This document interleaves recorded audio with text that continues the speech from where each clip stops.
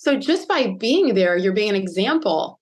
So get over the fear. You don't know who else you're potentially helping just by pushing through yourself. Today, I am super excited to share our guest with you. We are speaking with the fabulous Sage Steele, a well-respected voice in sports journalism for sure. She's a former ESPN Sports Center anchor. She's also co-hosted countless live events in that role. She has also co-hosted non-sporting events like Miss America with Chris Harrison, whom you all know, and the Tournament of Roses Parade at Dick Clark's 2016 New Year's Rockin' Eve, the Scripps National Spelling Bee, and she's appeared on shows like Jimmy Kimmel Live and The View, just to name a few. Most importantly of all, though, she is a mother of 3 children, ages 17, 19, and 21, and she resides in Connecticut and Florida. I met Sage a while ago, actually, but I reconnected with her at, ironically, Chris Harrison and Lauren Zima's wedding. And we started chatting, and I was just so deeply moved by her story that I just had to share it with you all. And I think it's so important that we get a diversity of opinion and that we get a lot of different people inspiring you, that I'm so happy that she said yes. Maybe it comes from Sage's background as a self-proclaimed army brat, but she is kind of the master of adaptability and curiosity and connection with others. And at least since these recent experiences, I think she's also not afraid to voice her opinions or ask tough questions, which in my opinion makes her one of the greatest sort of live broadcasters of our time. So Sage, welcome. Thank you so much for being here. I want to cry, you guys. Hello, but I'm going to cry on our first meeting. Hi. Oh, come on. I think I was crying at our last meeting. I was like, this is amazing. When I met you, one of the things I noticed was how quick you connect with people. And I know this sounds crazy because sometimes you only have like 2 minutes on the sidelines that you're interviewing someone. For me, it was like a 4-hour conversation. I still feel bad about that. Yeah. No, it was fantastic. It was, I couldn't get enough of it. It was amazing. But it was, you connect with people on such a quick level that I kind of just want to dig a little deeper and find out why that is and how you do that. Wow. So if you don't mind, you've had this epic career, right? 11 years before ESPN, I know, and then ESPN, and all the live events that you have done. What makes you tick? So you're born into an army life. Yeah. Right? I know in Panama Canal Zone. Were you living there at the time? Military, and military kids. So that's why when people say, where are you from? I'm like, I don't know, like pick a place, because I've lived kind of all over the world and I like it. And I thought that was normal until I got back to the States in 7th grade, and all these kids have been together since, kindergarten. And I was like, new kid all the time. I wouldn't change a thing. I do believe that all that moving, and we were only in Panama, I think, for 10 months after I was born. And then my dad went to West Point, graduated from West Point, actually broke the color barrier there as the first Black football player at West Point in 1966. He's kind of amazing. And so went back to coach there. And then it was Panama, and then West Point, and then Indianapolis, and then Monterey, California, where he learned to speak Greek fluently. So then we moved to Greece for 2.5 years, and Belgium for 3 years, and back to Colorado for 5 years, and then to India, like nonstop. I think I got the order right. Because of those experiences, because of having to be the new kid and a super shy new kid, like I was like weirdly shy to the point where they were getting me help from doctors, I don't believe that. Really? No, it's true. It's really true. You're one of the most eloquent people conversationally I've ever met. So thank you. But it was a process, Nadine. It was years of my parents saying, listen, you have this dream to be a sportscaster. Guess what? You're gonna have to talk. Like, you have to get over this. And so, and then as a parent myself, 100 years later, it's like, we do have to make our kids uncomfortable sometimes and challenge them. And if they have a dream, well, then what are you going to do to go get that dream? And the fears are legitimate. We all have them still. As an adult, I have so many.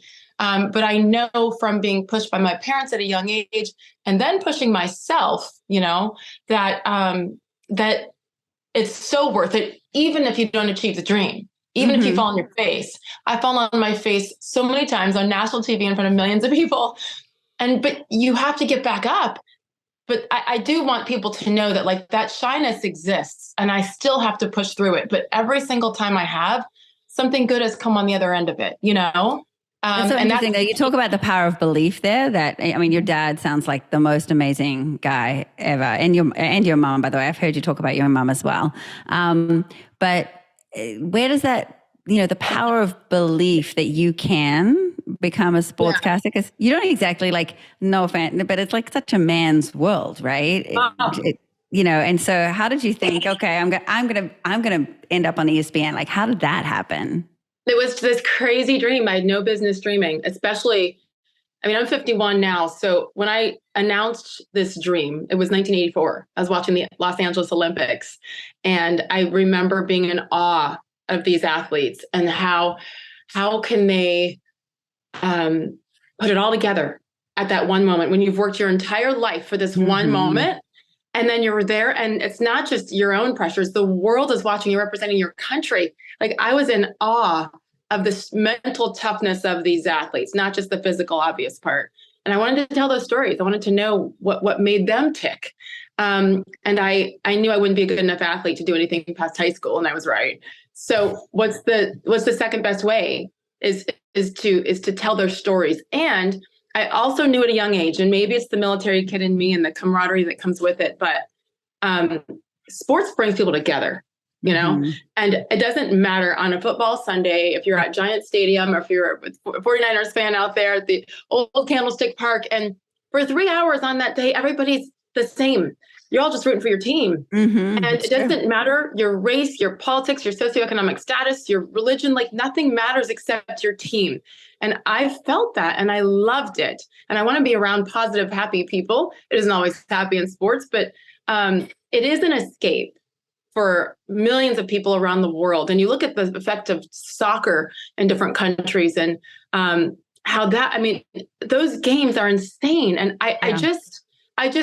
I'm grateful that I saw that at a young age, and then didn't give up despite, listen, there were a lot of people who weren't very accepting and didn't like my little dream, especially back then. Like I said, in the 80s, there were no women doing that, or like one or two, especially on a national level. Gail Gardner was like the first. So even when I got out of college in 95, I was always the only female in the locker room. Some say it's a disadvantage. I thought it was an advantage. My voice sounded different. My questions were different. I approached them differently because in many ways, women tend to be a little more sensitive, thoughtful when it comes to that. That was my experience, at least. And I was very comfortable around men and boys because I was the only girl and I had brothers and, I just was comfortable around it. So to me, it was actually a benefit. That's so interesting. So I should probably start with a disclaimer, by the way, as I hear you talking, because I am not an expert in sports in any way, shape, or form. I'm just going to say we are not going to be talking about football and basketball and hockey. Good. I do know the odd golfer. I sat next to Aaron Rodgers once, and I had no idea who he was. I talked to him for about 45 minutes. Wait, did you say golfer? No, a football player. I do know golf, but no. But I was sitting next to I was like, Aaron. he's not a golfer. No. I didn't know. I was sitting next to Aaron Rodgers for about 45 minutes, talking to him. We talked about cars. We talked about all sorts of New Zealand, all sorts of different things. Nice guy. And then I asked him, "So what do you do?" Because I had no idea. Yeah, he was love a football player. And when he said, I play football, and I whacked my husband and said, "Oh, he's a footballer." So I am not I am not the sports But you know what? expert. I know Aaron, he's a friend of mine, and I'm sure he loved it. I think it's so refreshing, like honestly, and I'm on a level like 100 levels below him. But honestly, when people, I had such a blast. I gave a keynote at in Laguna Beach a couple of weeks ago for the Jan Rainey skincare line. Mm-hmm. Wonderful people. And there are many women who came up after. They're like, I didn't know who you were. I'm so sorry. But I told my husband and he said, take a picture. And I'm so sorry. I'm like, no, it's so refreshing for me because that's just my job. Like I'm a mom, I'm a mother, I'm a sister, I'm a daughter, I'm a good friend. I try to be, So, I mean, if we allow that to define us, no matter what you are, an educator, like we got to do better than that. So I know Aaron, and I know he loved that. Okay, good. I felt like a dummy after the fact, but I didn't grow up in this country, so I didn't know anything about football. I'm learning slowly but surely. I love it. But so people know you for ESPN, obviously, first and foremost, but you actually had 11 years before that was kind of getting you ready for that role. So in 2007, you get your dream job. How did you feel at the time? Did you, how old were you then? You must have been in your 20s. No. When I came to ESPN, early 2007, so I was like 34. Okay. So you were a little bit wiser then. But so how did that feel though? Finally, you're landing your dream job and was it this huge victory and you sort of ascended quickly through that? Although I know you did have the one, you do talk about the one not being set up for success and so forth. And in this one particular live moment. The very first time I ever got on the air there was a complete and utter disaster. In the first week, right?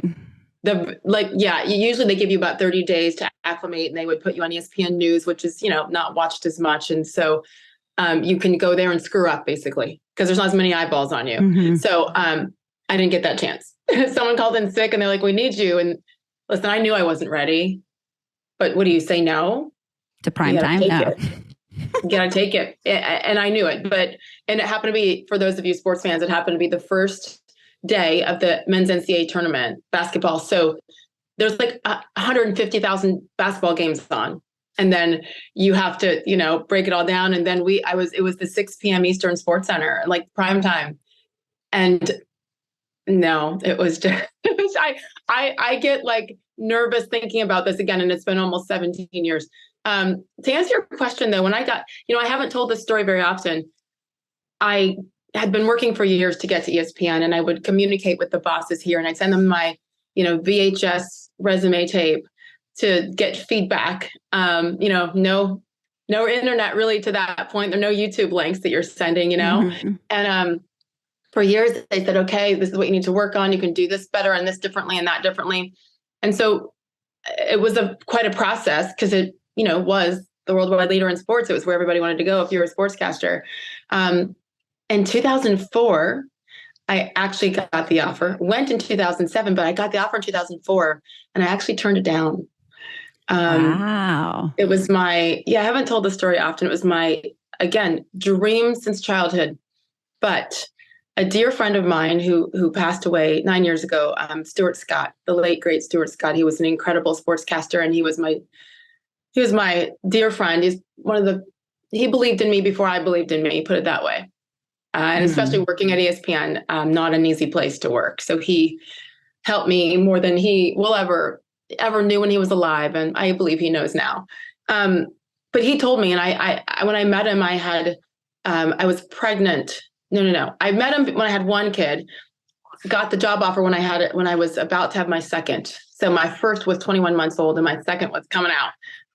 And I just knew that as a mother, that especially from what Stuart told me, that I wasn't going to be able to give it 100%, especially with babies, 2 under 2. Mm-hmm. And then I knew I wanted more kids. So I went up for the audition and I killed it because I was pregnant. I was like, you guys, I don't have time to worry about like your Yankees highlight right now. I'm about to this baby is bouncing on my bladder, like leave me alone. And so basically I came home back to DC and I got the offer and I just said to my parents and my husband at the time, I'm no longer married, but I can't do this. I was raised with family coming first. That's what saved me all those years moving across the world. And if I don't, practice what I preach here, I know I'll regret it. And so my agent at the time was like, you're insane. They're going to blackball you. You need them. They don't need you. They're And never going to come back, right? That's the fear. They're never going to come back and let you in. Yeah.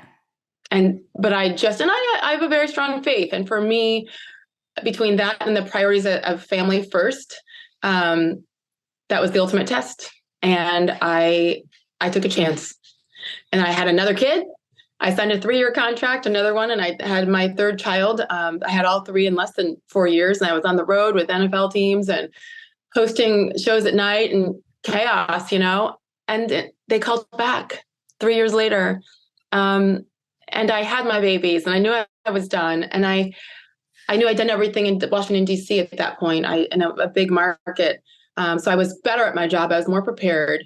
And I kind of did it my way without looking at it that deeply. And this is all hindsight, So I wonder though if it's also, I wonder if it's also though, because of who you are and you have real grace about you and an elegance to you and the way that you even probably when you said no, even, just the way you are, it wouldn't have been a closing of doors because of just who you are, because that was your dream, maybe.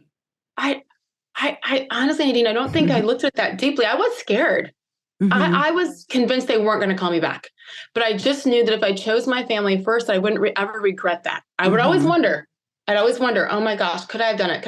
I know I would have been disappointed, but I also know me, and that it would have been, obviously it was worth it. And then when I came, I was a lot better. I was, and thank goodness. And I still struggled with 3 more years of work. So, I got lucky in some ways. And then, then you get there, and it's such a tough place to work at any national level network. And crashed and burned several times, especially that first one. And then it literally took me 2 years to get back in the mindset that I belonged. But even then, though, you did have some people who are really having your back. I know you tell the story of you're one of the producers who really reached out and said, "Hey, we didn't set you up for success on that one." A boss, and it was one of the only ones. And I, to this day, hug him. Yeah, because I think if he hadn't said that to me, because he didn't have to, I literally thought, "Oh my gosh, they all hate me. They're all laughing at me," and many were laughing at me, But that, by the way, is something I will always mention every time I have an opportunity, because that's true leadership. True leadership is not just patting yourself on the back when look at the decision I made and how good my employees are. And look, I knew she'd be great. She's awesome. It's when you screw up. It's when you don't put the right resources around somebody, and then you own it, right? That's the test of leadership. And that's what my industry misses a lot. And I think a lot of them do. But again, I had a different perspective as the daughter of an Army colonel, a West Point guy, and there was discipline and structure and expectations and accountability. And not everybody likes those words, but I don't care what we're doing for a living. We all have to have it. I had to have it as an employee. And my that one boss had it, and he saved me. And I'll say this, I was fully prepared though to not get a contract renewal, because I was not good. I was terrible in my eyes. And so I was preparing because my husband was a stay-at-home dad, had these 3 kids. We moved them up here to the frozen tundra in Connecticut.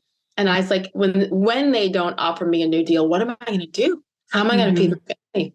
So I was on TV during the day, mornings, Sports Center updates and Mike and First Take. I was on at work from 5 a.m. to 1 p.m. I'd come home, hang with the kids for a couple hours. When I started there, they were 11 months old, 2 and 4. I mean, that's so young too. That's exhausting. And then I'd come home for a couple hours. And then I started to sell Arbonne skincare to try to make ends meet. So then when they didn't renew me, I would have some sort of an income to try to support everybody. So I was a zombie. I mean, my skin looked good because of those products, but I was sleep deprived and still scared and not great on TV. And then I just got mad, and it's like, wait, this is on me if I choose to allow whatever happened to continue to affect my confidence. With a year left on my deal, I got angry at myself. some other people maybe, but more me, because it's up to us as to how we receive it, right? And then I got that contract renewal offer, and that was in 2010. And really, the rest is history. There's so many scary moments back then, especially with all the pressure on you to support a family. The money did matter, and so it was such a scary time. But again, you push through those fears, you challenge yourself. When you're in it, it's just survival. And I look back and I'm like, gosh, that shy little girl did more than I ever dreamt of. That's for sure. Yeah. Yeah. You sort of push yourself through the uncomfortable. Which is interesting. What a great role model you are, though, also for, your kids and others, like for women. I mean, in so many ways, I think you're a trailblazer, and you feel the fear and do it anyway, right? I mean, that's definitely something that I think about when I think about I do think fear is a tool. I really do.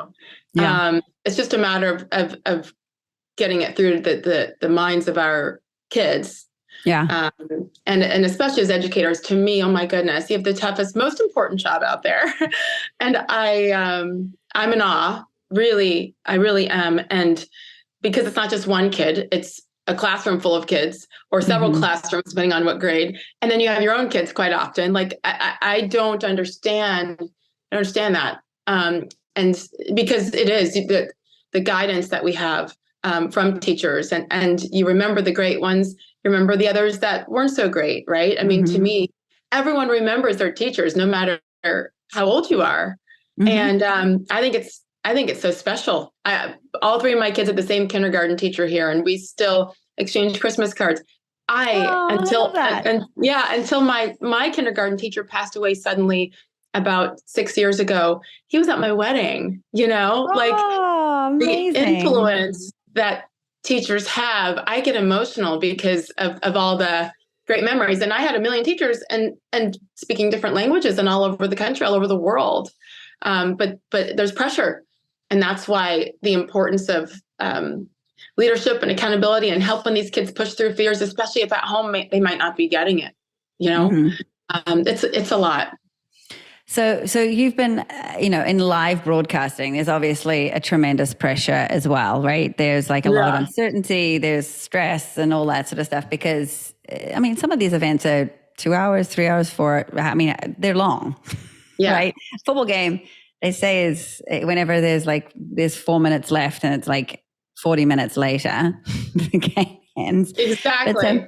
But so it's interesting to me to when you talk about stress and pushing through challenges and being comfortable in uncertainty and things like that, this is something that is such an amazing skill for anyone to have in life, because nothing about life is certain. Like, that's the only certainty is that it can always change, right? And so having this adaptability that you seem to have through your upbringing, your background, your skill set, how do you have any tips for people as to how you develop that sort of this strength to walk through the uncomfortable? It's like baby steps, and you look back to and being in high school, and again, I had to move so much, and I had to move the summer before my senior year of high school. Across the country. That was the worst one, of course. And especially when you're different. And I went into a school with almost 2,000 students, and I was the only Black student. I didn't know that until we got there, because the military, I always say, it's the most diverse yet protected upbringing, because everyone knows what it's like. And so you invite other kids over, and you know what it's like to be the new kid, and they're very welcoming and accepting, and race isn't a thing because there's a bunch of interracial marriages. My mom's white, my dad's Black. It was a beautiful, diverse environment, but protected and sheltered in some ways. So to go there senior year, suburban Indianapolis, Carmel, Indiana, and to not be accepted, and to not, there were the majority of people were great, teachers, students, all of them, but you have a couple, and they let me know that I was different. The first time it had ever happened in my life, in the ugliest way. And so I was afraid to go back to school that next day after there was a pretty terrible incident. Um, I'll tell you, my mom and I and my dad went to school the next day after I was cornered. I was pushed into a corner by four boys who I thought were my friends, and I started yelling the N word and, go back to Africa and all of the things, Wow. So I was a senior in 1989, 90, graduated in 90. And I just never been called those things. Again, I grew up in such an accepting environment. And so my parents, of course, were livid, especially my Irish Italian mother. She's like, I will cut you. And so the next day we went to tell the principal and told him what happened. And he looked at us and told me I was a liar, said I made it up.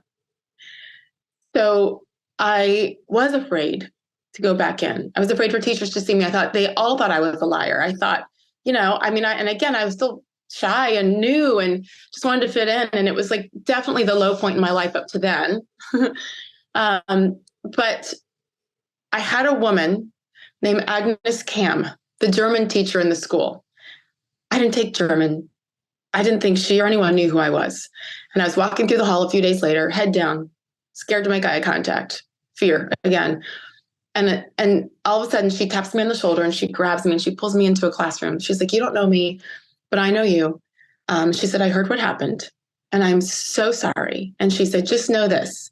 She said, you are doing more for Carmel High School just by being here than we can ever do for you. Don't you let anyone get in your way and you stay strong. Gosh, that is okay. It has been 34 years. Every time I still get choked up because this teacher took the time to say, it's okay. We're not all like that. And I tried to find her years later on Facebook. I couldn't find her. I would love to hug her all these years, a generation later, but she helped me push through that fear with what she said, so there'll always be fear. Hopefully you have people around you, like an Agnes Kam, a stranger, who can see you and help you push through it. Nick Saban, the longtime, just recently retired coach at Alabama, I actually spoke to the football team in August. It was 6 days after I left ESPN. It was an emotional time. It was awesome. I've loved him. He said to me years prior when I interviewed him, I know he said it to everybody, but it's the first time I had heard it. And he said, the key to success, the key to greatness is to get comfortable being uncomfortable. I got really comfortable being uncomfortable from that day in high school, all those moves before then, actually, to being the only girl in the locker room, the only woman in the locker room, to being told no a million times through the years. I'm writing a book. It'll be in the book, you guys. And I'll just diary of the mouth in the book. I won't bore you with all of it now. And, being uncomfortable that first day, knowing I was in over my head on SportsCenter when everybody was watching, you get one chance for first impression.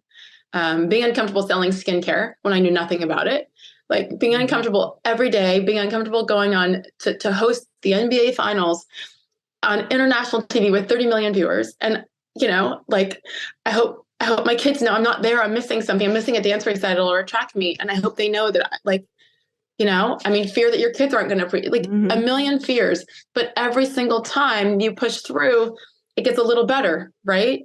Especially when, you know that maybe you're helping others along the way. Number one, my kids, to show them that women can do anything, moms can do anything. That was super important for me. Just by fulfilling my dream, I was showing them, but also strangers and young women and men who wanted to be in this crazy business. And I was told for years, I still get told by people, I used to watch you when I was little. I'm like, great, thanks. I know I'm older, shut up. But several of them, and you're not that much older than me, just FYI. So be careful. I don't feel very old. You are so hot though. No one can. So are you. So are you. Girlfriend. No, we'll talk. But all these young women, and some of them I work with at ESPN, or hell, I guess I'm not there anymore. Used to recently. And they, so then, they're 25, 28. And they're like, when I was young, I used to watch you with your curly hair. And you made me realize that it's okay to have curly hair on TV. I didn't know. It was just because I couldn't straighten it. It takes 5 hours to dry. I couldn't straighten it. And I had 3 babies. What? So just by being there, you're being an example. So get over the fear. You don't know who else you're potentially helping just by pushing through yourself. This is a really important point, I think, that in the micro moments of our life, you really don't know how you can influence other people, and as anyone, but as a teacher in particular, right? I think that these micro moments, as you're walking down the hallway or as you're seeing your students in class, it might not seem like a big deal to you at the time, but to that person who might be going through something, and just a smile or just something you say or just the way you look or the way you wear your hair, all these things can matter in a very profound way, in a lifelong the way. Smile. And by the way, the smile part, I think, is huge. First of all, smiling has gotten me through many uncomfortable moments. For some reason, I realized if you smile, and it's like, okay, I'm faking it, but it feels better. To me, that was one of the tragedies of COVID, is because when our masks are on and covered, even, on an airplane, right, where it's the flight attendant's having a bad day, and if you smile, sometimes smile with your eyes. I did. I was like, okay, the wrinkles are worth it. We're squinting. It's good. But that goes so far. Yes. And I feel that when I smile too. Yes, what we do for ourselves to push through, I am proof that it can help others. And I had no idea. That I could influence that way. And it's really, it's a blessing when we realize we have that in us. And then to try to tell these kids, I tell my kids all the time, I got 3 very different personalities. And I'm like, you are frowning right now and you look mean. Like, look, pay attention, that's a choice. We're making a choice. Doesn't mean you always have to be happy, but like, stop it, and listen, I don't always win, but I try. So, I don't know if everyone's going to know this part of your story, but you probably had one of the longest tenures, right, at ESPN, right? Can you share the story about 2021? What happened? Like, and I mean, I know it's kind of a longer story, but I think it's a very empowering one, because it's kind of where, through the uncomfortable, I'm going to just summarize a piece of it. 2021, you appeared on Jay Cutler's podcast. Yes. And it was, podcasts are pretty informal. We're just having a conversation, and you're not on ESPN time. You're just coming. Off day. Yeah. Exactly. An off day. You're just being your own person. You're doing it as a favor, right? Yeah. Like you're doing today. And it turns into a free-for-all, right? It turns into a much bigger chaotic thing because you voiced some opinions that might not have been popular opinions, for ESPN at least. For ESPN, yeah. And others. And others, but there's potentially a lot of people that have been silenced in this way, right? Especially then, where there was a very loud pro-vaccine voice, and you had I think it was a pretty personal opinion in my view. Sorry, but it was just that you were like, I had a vaccine, the booster, and you didn't love the fact that you were being mandated to do it in order to keep your job, but you did it. That's the key word is just the mandate. And again, this is 2+ years ago. I think we've learned a lot since then. At that time, I just was uncomfortable with being forced and just wanted more information. And I took pride in doing homework and reading about things, a lot more things than football or basketball, and for me, and this is what I said to my bosses, is that, listen, like, I know on average, the FDA takes 6 to 9 years to approve a vaccine. Like, that's facts. I just want more time. Can you not force it? And it was a no, because this is bigger than you. I mean, we're owned by Disney. This is major corporate. And they said, no, you have till September 30th to be vaccinated or you don't have a job. And I just struggled with that. I mean, all of it. And that's, I mean, I would think that anyone is allowed to have those opinions, right? The issue is that you voiced it and then you got in trouble for it, and then got forced to apologize for it, and so on and so forth. Did you know while you were doing the podcast that it was going to be such a big deal? Oh goodness, no. Like, listen, there's still this pleaser goody two shoes in here that I'm trying to get rid of that disease, So no, oh gosh, no. I was literally, and listen, I bit my tongue a lot. In all honesty, I had just come from getting the vaccine. So in order to get to be fully vaccinated by that deadline, I had to have it by whatever day that was. I think it was September 13th, September 14th. So I had just come and it was warm out and I had just literally, I almost didn't do it. Like I really felt that strongly, but I had, 3 kids and my, ex-husband that I'm taking care of everybody. And I had no choice. And so I came straight from where I got the shot, some random grocery store. And I had a tank top on. And I still had the Band-Aid on my arm. And I was literally sprinting and I was late for the podcast just because I was in the parking lot. Like, am I gonna do this? Did it, came home, logged on. Some people thought that was intentional, like a Band-Aid. I was like, no, it was an emotional thing for me. So I did it, and it's like onward, right? So no, I just was being honest about, I disagree with being forced. My body, my choice, that was my perspective.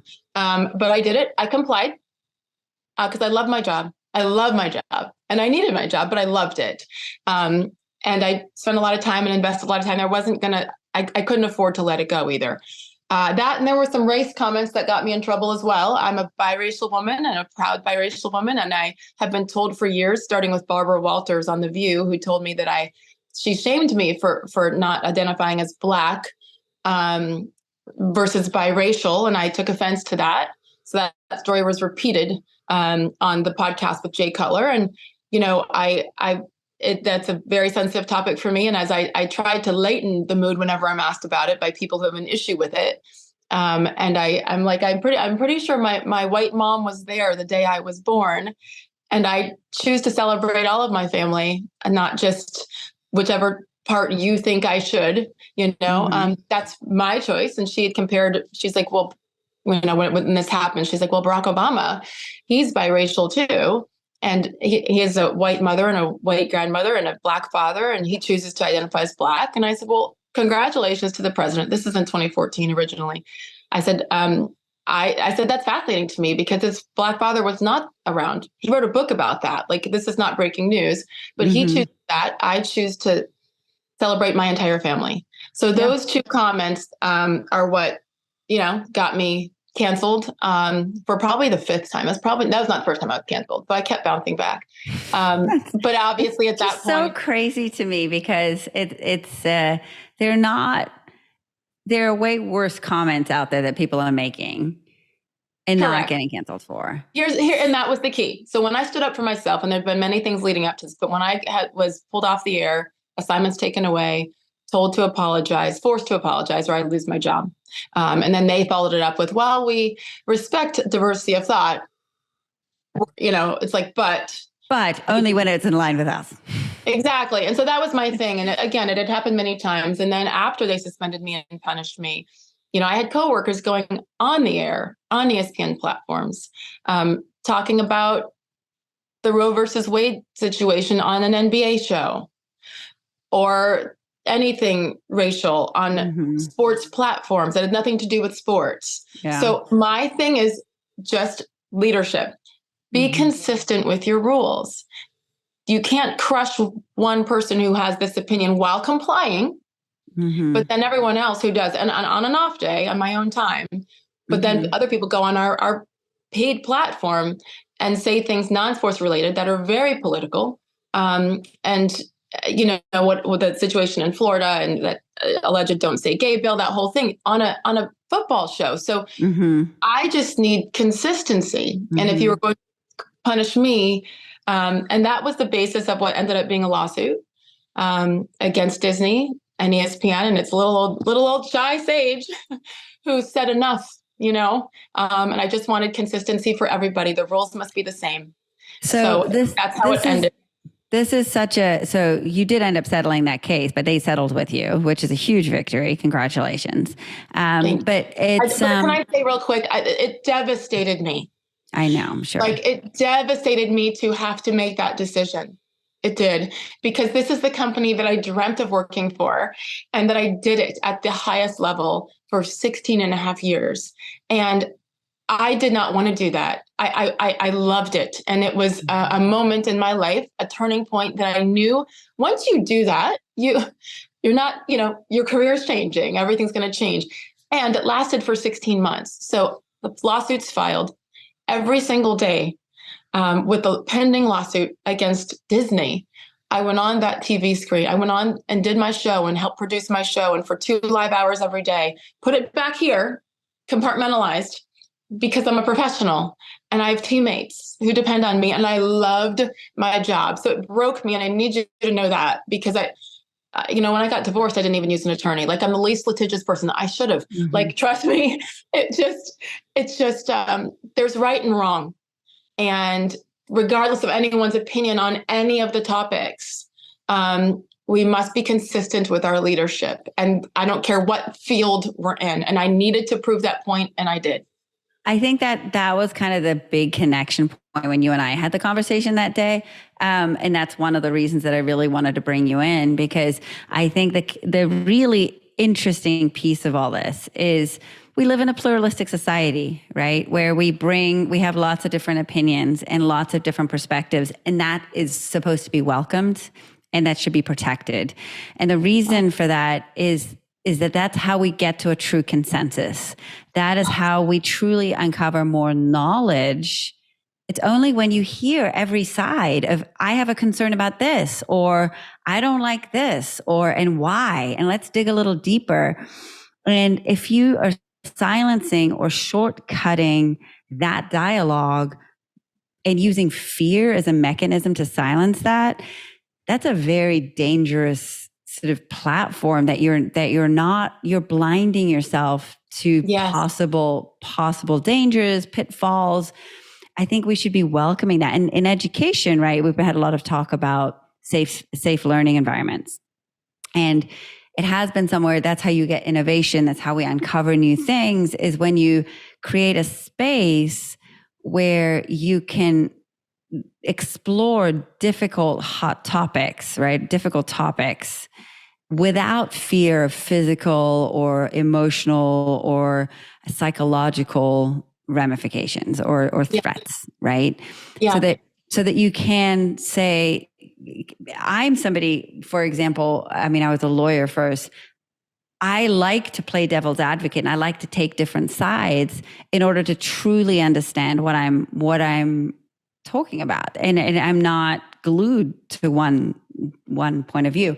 And one of the things that really struck me in our conversation, Sage, was that it's so important to create space for that, where even if I don't agree with somebody, which, often, like, I won't agree with everything that you say or that everybody else says or whatever else. And I've seen you on very different shows, from Megyn Kelly to Bill Maher. You couldn't get more different in terms of political sort of views. But there's a connection point and there's a human element to this, which is there is power in giving people space without threat to just voice their opinions, because there might be a gift in it.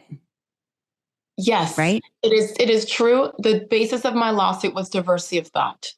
I have been preaching this since I started speaking at colleges and 15 years ago.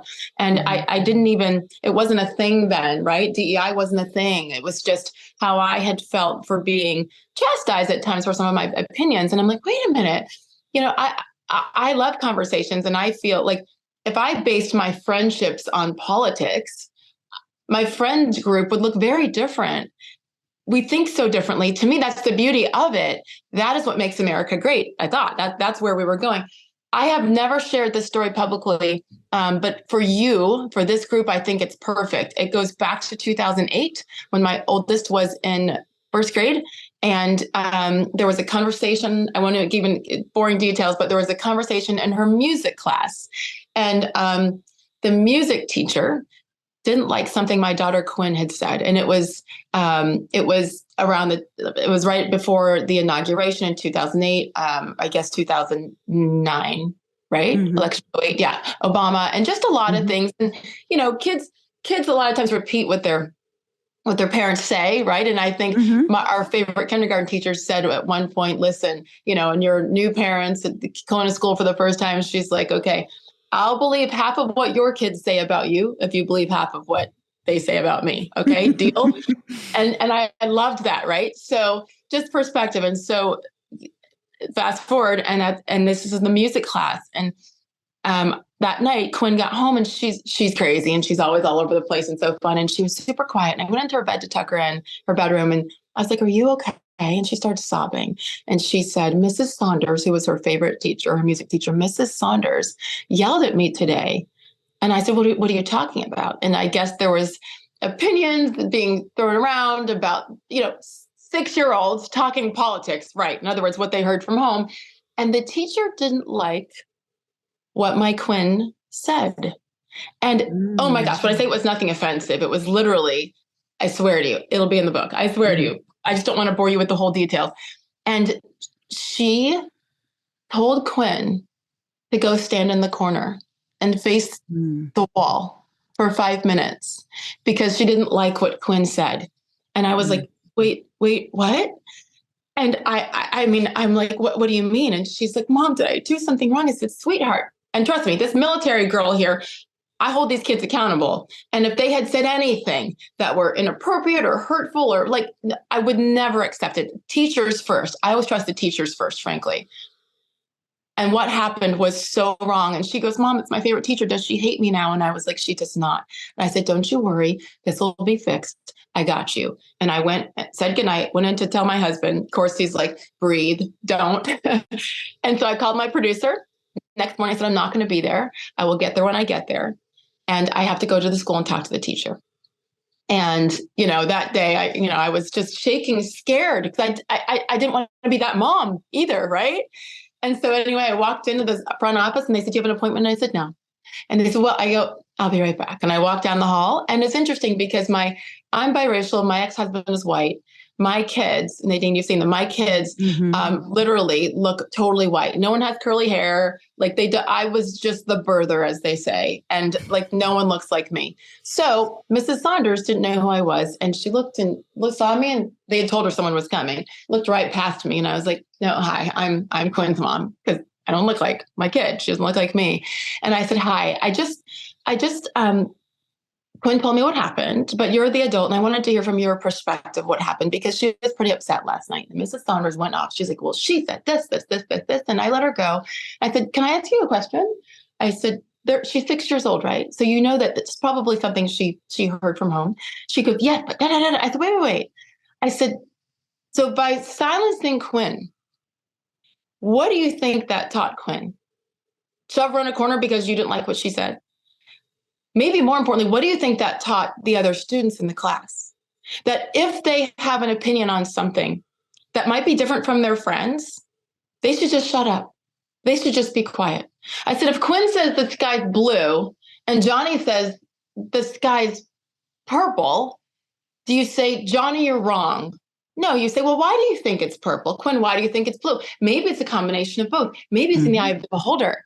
But instead, what you did to this child is you said to her and for all of the students, if you think differently, just be quiet.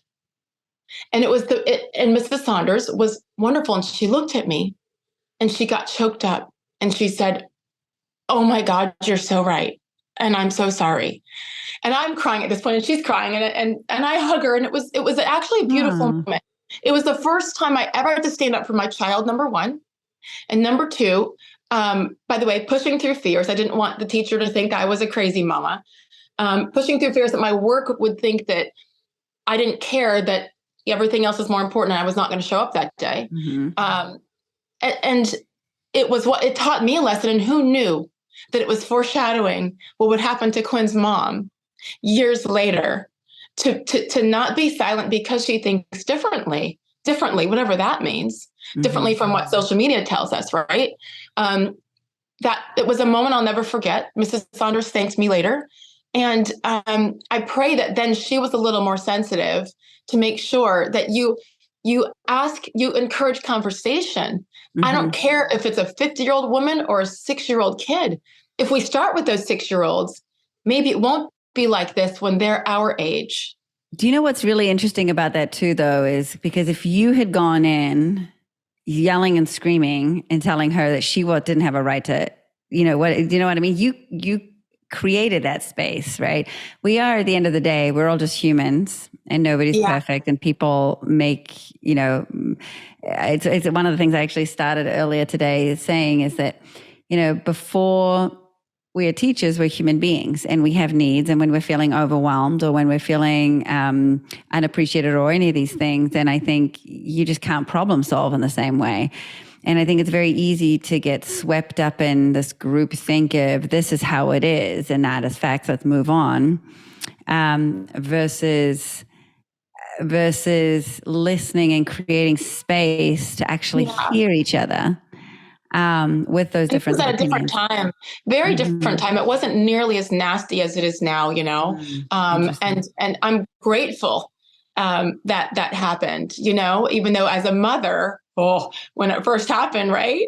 And I think in hindsight, I was proud of myself for like holding that in and letting her explain her view. And then she realized she was wrong and owned that, just like the boss at ESPN, who's like, we failed you. You know what I mean? So that took humility on her part to do that.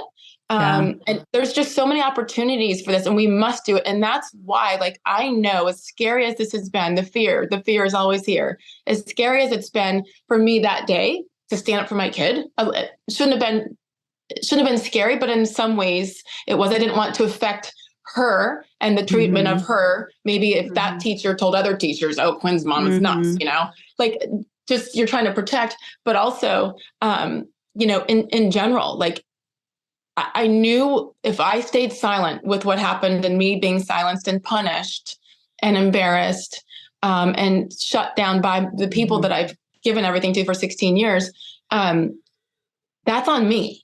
Yeah. Because if I continue to live in fear, then shame on me. And the night before the lawsuit dropped, the night before, I went to each one of my kids.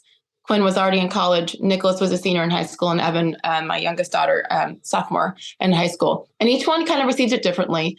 Youngest was like, no, because it affects friendships. Unfortunately, teachers, administrators have said things to my kids and given their opinions of my kid's mom to them, which is inappropriate. More conversations have been had about that. That's not what you're there for as a teacher.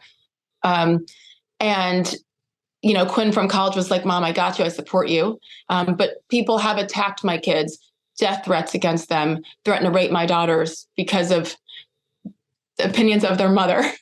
And so I'm wanted them sorry that you had to deal with that, by the way. Well, that's where we are today. And it's okay. It's made me a lot tougher, but it's not okay. It's not okay. Correct, I don't think that's okay. Correct. The point is I've had to put you that managed in here through it. And push through. And, security got involved, and there's I've had assistance. But I said to the kids, I want you to know this. I said to the kids, don't ever feel like you have to defend me, ever. If someone says something, your friends' parents, that happened, teachers, whoever, coaches, that happened. I said, all you have to say to anyone is that we all have a right to our opinion. And I don't always maybe agree with my mom, but we all have that right. And so just leave it at that. Don't ever feel the need to defend me. I promise you, I got this. My son, who's in the middle of my two crazy girls, is definitely more like the observant, kind of quiet one. And when I told him, and my voice was shaking, I was like, buddy, there might be some ugliness, but I have to do this. I can't take this anymore, the hypocrisy. And he stopped what he was doing, and he looked at me and he said, it's about time you stood up for yourself, Mom. That about broke me, because I was so relieved to get his support. And I realized, oh my goodness, all my attempts to protect them, to be silent, bite my tongue for all these years, they were watching that too. So as I'm preaching to my kids to stand up and stand tall and stand strong and support others, even if it's scary because, maybe they're not the popular kid, maybe they're getting ganged up on, like, you be that friend, go do it. Yeah. Like, speak up for yourself and everybody. And then I'm going to be silent. When I Yeah. actually have a platform to hear that from my son, I knew that even if I lost the lawsuit, that I was going to win So because I didn't powerful. stay silent. And I've been silent my whole life. And it takes a toll. It takes a toll. That is so powerful. Can you, you've talked about this earlier with me, but I'd love you to share this because I think it touches on this point specifically. And it kind of ties together everything, which is what your dad, you were brought up with the cadets prayer, basically, Yeah. as your like anthem type of thing. And I know you could probably, can you recite it or can you share this with people? Yeah. Because I think it's such a powerful piece of this. Thank you for remembering. My dad, as you know, the Army upbringing that he had, he's an Army brat as well. His dad actually World War II, and he's a Buffalo soldier. There's a lot of history, a lot of things my family has pushed through, and everyone has, honestly. But that's our story, and so there's a lot of pride but on Saturday mornings we had bedroom inspections as kids. So my dad would like act like he was still back at West Point, and he'd knock on the door twice. We'd have to salute. And are you prepared for inspection? Yes, sir. And it was a competition. He made it fun. Every infraction was 10 push-ups. So if your bed wasn't made well, or if you have some socks sticking out of your drawer, infraction, 10 push-ups. Were you super strong then? I was so jacked. Because I had a lot of infractions. So anyway, I say that because that was a tradition. And also tradition was reciting this portion of the cadet prayer from West Point. And it's been an anthem for me. Yeah. Help me to choose the harder right instead of the easier wrong, and to never be content with a half truth when the whole can be won.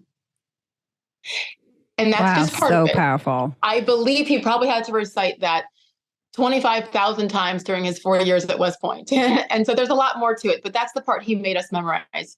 And when I tell you that's right there on my office shelves, when I tell you that has pulled me through so much, in particular, at the end, when I had to make a choice between the company that I loved, the career that I loved, knowing I was going to completely blow it up, knowing that I was taking a huge risk. I was lucky and blessed. I had a very lucrative contract, and knowing that I was going to throw it all away potentially to stand up for this. But it was the harder right. It was the harder right. It would have been much easier to continue to be silent, and the safe way. I had a friend of mine who, probably, even if you don't know sports, you know who this person is. He's very loud and very brash, and he wrote me. He's like, "What are you doing? What are you doing? How does this help you?" And I didn't write him back because I was so disappointed that he's okay if I'm saying this, but not if I'm saying this, right? And I didn't have the answer to the future. Of course, I knew it was the biggest risk I've taken in my life, but I wasn't content telling a half truth when the whole can be won. Even if I'm canceled, even if I'm jobless, even if I've lost my friends, which I've lost the majority of them from ESPN, I'll get DMs. You've gained some new ones too, I hope. I have, but most importantly, I know that I didn't run away from those fears, major fear, legitimate fears, right? More than just feelings like finances and reputation, because what happens is the media, and I always say to the athletes through the years, I'm like, listen, I know why you don't trust media. I promise you I'm different. And then I experienced why we don't trust media, because not one person reached out to me during that time. Not one person asked a question like, what did you mean by this? It was just headlines and clicks and things that were lies. And I had to let go of that, and pray that people would actually see me for the human being that I am and ask a question if you don't like something I said. That didn't happen. So I had to accept all those things. But I wasn't content with a half truth.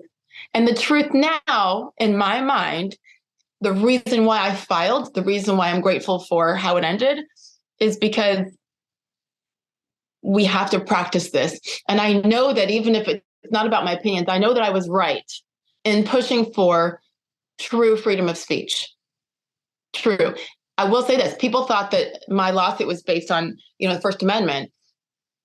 That's different. That doesn't apply to employment, right? This was a statute in the state of Connecticut specifically that was about employees being able to, say things, have opinions, even criticize their employer if they're complying. So I was legal here, and the case was based on that and overall freedom of speech. But people thought, well, doesn't she know the Constitution? It's not. Trust me, I had the best lawyer in the world. I still miss it dearly. I told you I loved it till the very last day. But I've also had so many people, to your point about gaining new friends, and even the ones who were there who said, I wish I could have spoken up. I wish I could do what you, and I said, well, you can. We all make choices. I respect yours. It is different. It is different for my white male friends at ESPN who know that they will not get another job based on the climate of where we are today in my specific industry. Mm-hmm. It's a long shot.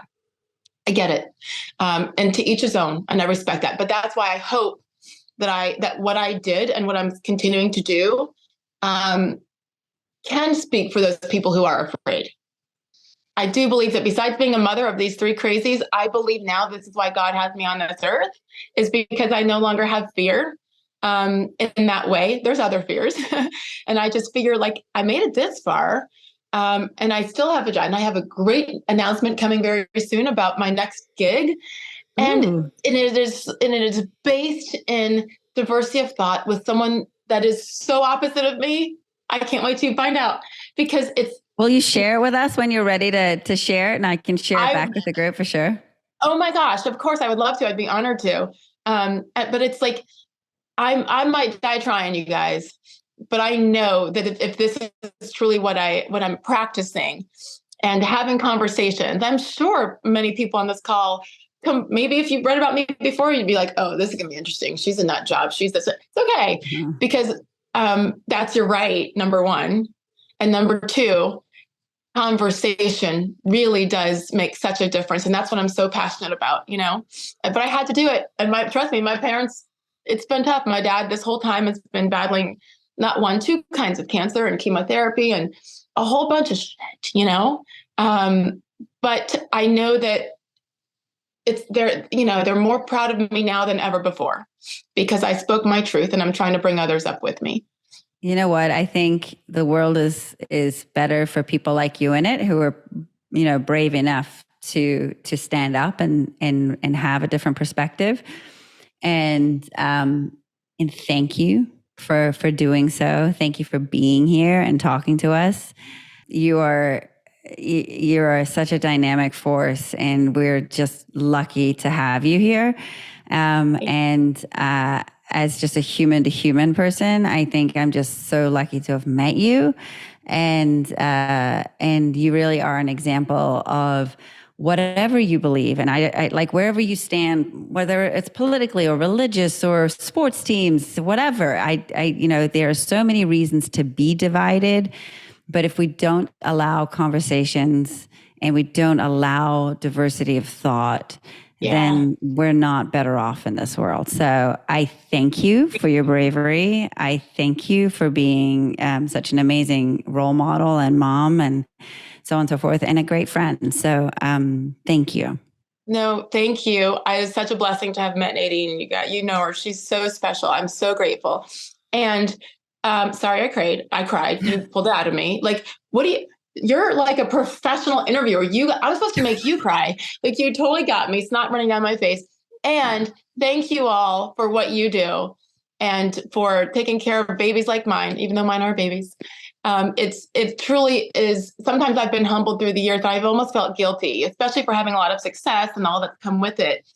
Because I know my job, I'm talking about sports and football and basketball. And while there is an incredible need for it, because I believe it is an escape and it's a uniter, as I said, my job is nothing compared to what you're doing. So know that there's a lot of people like me out here who are beyond grateful for what you're doing. And thank you. And God bless you all. And I hope to talk to you soon on time when my studio is working. Thank you, Sage. Thank you, guys. Have Bye. a great night. Thank you. Thank you again. Bye. Thank you all for listening. Thank you again for allowing this diversity of thought and allowing these micro moments of human to human contact to be a point of unity rather than division. And if you like what we had to say, please share, please like, and help support the program. And check out more at pdreimagined.com. Thank you.